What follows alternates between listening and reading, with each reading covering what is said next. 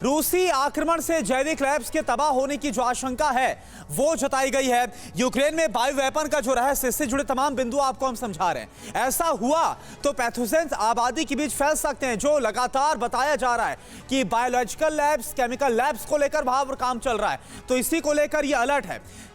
इसी वजह से यूक्रेन को खतरनाक पैथोजेंस नष्ट करने की सलाह दे दी गई है और साथ ही यूक्रेन को WHO की सलाह के बाद उठे कई गंभीर सवाल भी उठे हैं, जो WHO की तरफ से यूक्रेन को सलाह दी गई। इसमें सवाल क्या, आप देखिए, रूस ने लगाया है यूक्रेन में अमेरिकी निगरानी में जैविक हथियारों पर रिसर्च का आरोप। हमने देखा था अमेरिका और यूक्रेन दोनों पर यह आरोप लगाया गया था कि दोनों मिलकर पैथोजन लैब्स और जो केमिकल लैब्स है उसे मिलाकर यूक्रेन में काम कर रहे हैं। इधर रूसी आक्रमण से जैविक लैब्स के तबाह होने की आशंका काफी ज्यादा बढ़ गई थी।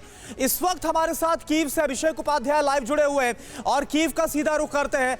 अभिषेक, ये बहुत ही बड़ी चिंता की बात है क्योंकि अभी तक जो आरोप प्रत्यारोप था वो यूक्रेन, अमेरिका और रशिया, इन तीनों कंट्रीज के बीच में चल रहा था, लेकिन अब WHO की तरफ से इस पे स्टैंड लेना, सलाह देना, ये कितने बड़े खतरे की तरफ इशारा कर रहा है?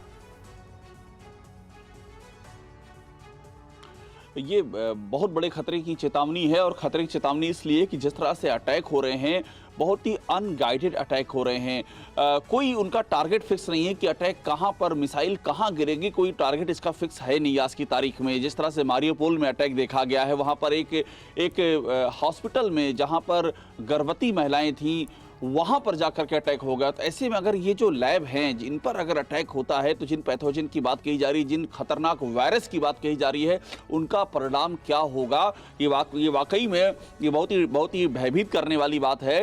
एक कोरोना का जो एक ध्वंस है वो दुनिया ने देखा हुआ है और उसके बाद अगर ऐसा कुछ खुदा न खास्ता होता है तो ये सिर्फ ऐसा नहीं है कि यूक्रेन और उसके पड़ोस में रशिया के लिए, ये पूरी दुनिया के लिए बहुत बड़ी चेतावनी की बात है। और इसीलिए WHO ने अलर्ट किया है और यूक्रेन की जो हमारी जानकारी है, यूक्रेन की गवर्नमेंट के साथ में WHO इस मामले में लगातार संपर्क में है और भी अंतर्राष्ट्रीय एजेंसियों को इसमें इन्वॉल्व किया जा रहा है। परवाह देश की, सोमवार से शुक्रवार रात 10 बजे TV9 भारतवर्ष पर।